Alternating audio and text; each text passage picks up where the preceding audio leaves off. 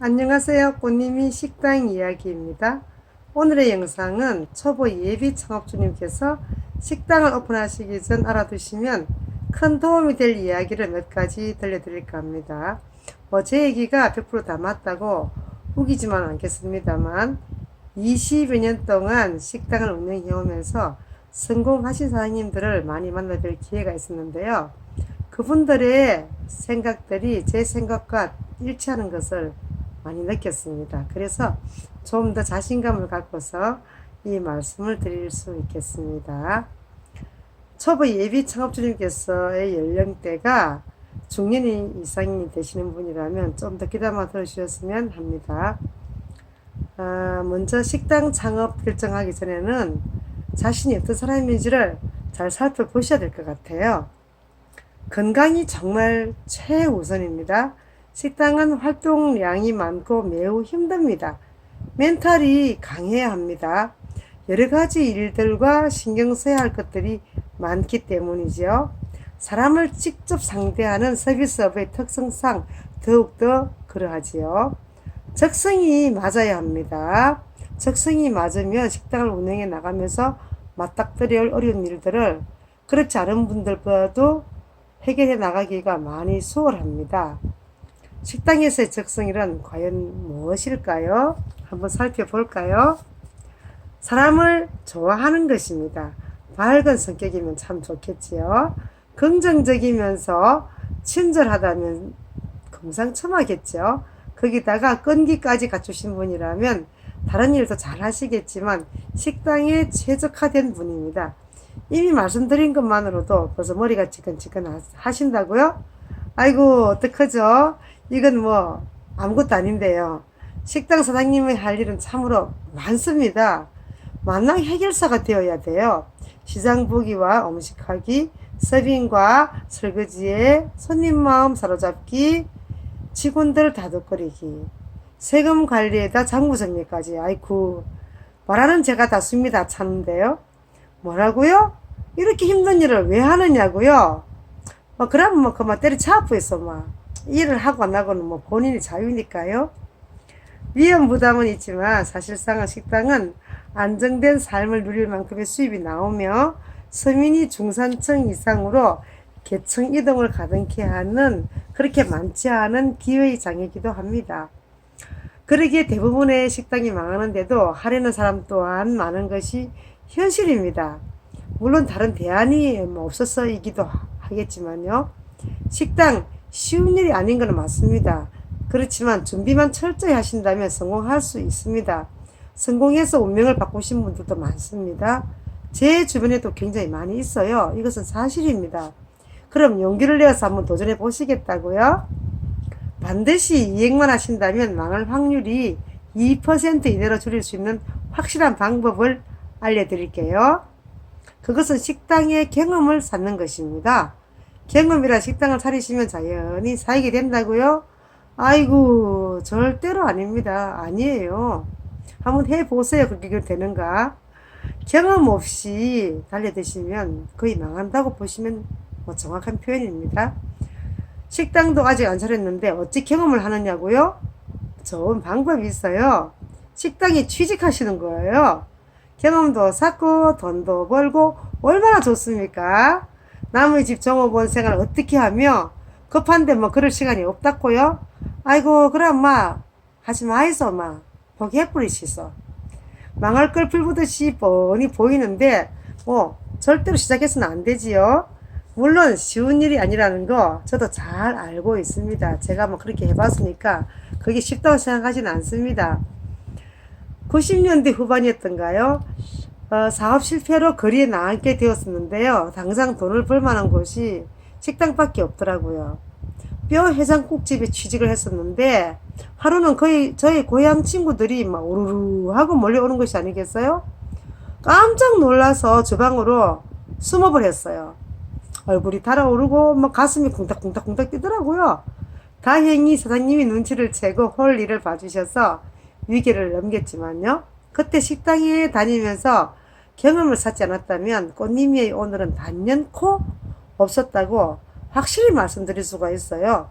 저희 경험상 식당 종업원으로 경험을 쌓으려면은요, 처음엔 작은 식당이면서 장사가 잘 되지 않는 곳이 좋아요. 처음부터 대박집으로 가시게 되면 그런 곳의 직원들은 너무나 바쁘기 때문에 긴장들이 되어 있어요. 그래서 신경이 날카로워져 있기 때문에 친절하게 가르쳐 줄 수가 없어요. 대형 식당에서 배우기가 어려운 이유는 또 있어요. 큰 식당은 일이 분담이 되어 있어서 다양한 경험을 할 수가 없는 것입니다. 일하면서 장사가 잘 되거나 안 되는 이유를 연구해 보세요. 배운 것은 머리에 저장하지 마시고요. 노트에 메모하셨다가 틈틈이 읽어보시길 바랍니다. 분명히 큰 도움이 되실 거예요. 기간은 6개월에서 1년 이상이 좋다고 생각하고요. 식당의 장소를 한번 이렇게 살펴볼까요? 식당 장소 선정은 성패를 가르는 가장 중요한 요소입니다. 오르막의 점포, 계단이 많거나 출입구가 불분명한 곳은 피하세요. 특히 복합 건물이나 너무 많은 상점이 공존하는 곳도 내 음식을 어필하기가 상당히 어려워요. 나의 점포가 눈에 잘 띄어야 되겠죠. 당연한 일인데도요, 이런 부분에 실수하는 분들이 의외로 많더라고요. 다음은 비용의 절감입니다. 점포를 구할 때는 식당 했던 곳을 권합니다. 이미 기본적인 시설이 되어 있기 때문에 노력과 시간과 비용을 크게 줄일 수가 있어요. 비품과 집기는 중고를 구매하세요. 발품과 손품을 잘 팔면 그렇게 어렵지 않게 구할 수가 있고요. 전기 제품은 3년 이내의 것, 에어컨은 전기 소모량 등급에 유의하면서 5년 이내의 것은 괜찮았던 것 같아요. 자주 사용하는, 예를 들면 고깃집의 파채 기계 같은 것은 새 것을 권해요. 물론 개업하자마자 폐업하는 곳도 많다 보니까 새것 같은 중고도 없진 않습니다만, 씻기도 세련되고 깨끗하면 오케이. 중고로 구하지 못한 것만 새 거로 구해서 보태세요. 이렇게만 하셔도 상업 비용이 40%에서 60%까지 절약할 수가 있더라고요. 다음은 식당 자리인데요. 유의하실 것은 임대료와 권리금이 저렴하다고, 인테리어가 매우 훌륭하다고 미혹돼서는 절대로 안 됩니다. 자칫하면 얼마 남지 않은 자산마저 탈탈 틀리고 원점보다 더 아래로 추락할 수가 있으니까요. 산 데에는 대부분 다 이유가 있어요. 물론 무조건 비싸다는 곳이 좋다는 것은 아닙니다. 이 점 중요하니까 유념해서 잘 살펴보셔야 하고요. 상권 분석 철저히 해보시기를 다시 한번 강조합니다. 유원지와 외곽지도 초보에겐 무리예요. 주 5일 근무제와 52시간제로 시외나 유원지 상권이 많이 좋아진 것은 사실이긴 하지만, 이런 곳은 반드시 주차시설이 완비되어 있어야 하고요. 대형 또는 시설이 매우 좋아야만 살아남을 확률이 높아요. 물론 성공한 사장님들도 많이 있습니다만, 초보자에겐 큰 무리가 따르니까요. 내공을 기르신 후에 다음 기회에 도전해 보시기를 권합니다. 그리고 가능한 장사가 잘 되면서 오래 한 식당, 대박난 식당 근처에 차리시면 정말 좋아요.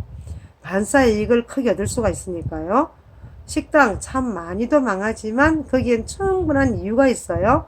우리나라 자영업 비율이 특히 식당이 인구 비례해서 매우 높은 것은 사실이며, 경쟁이 또한 치열한 것도 역시 사실이에요. 하지만 실패의 이면은 준비를 철저히 하지 않고 빨리 쉽게 돈을 벌려고 하기 때문에 참담한 결과를 초래하는 것이라고 저는 생각합니다. 자, 이젠 지금까지 말씀드렸던 내용을 한번 살펴볼까요? 첫 번째, 식당 사업이 내 적성에 잘 맞는 일인지 꼼꼼하게 한번 살펴보셔야 되고요. 두 번째, 식당 취직 후의 경험을 꼭 쌓으셔야 돼요. 이 점 정말 중요하니까 꼭 그렇게 하셔야 됩니다. 세 번째, 오르막 지형과 계단이 높은 점포, 복합 건물은 제외하고요. 단독 점포를 구하도록 노력하셔야 됩니다. 네 번째, 이미 식당 하던 곳을 선택하세요. 그러면 많이 수월하게 식당을 오픈하실 수 있습니다. 다섯 번째, 비품과 그릇은 중고로 구입하셔서 모든 비용의 절감을 도모하도록 하세요.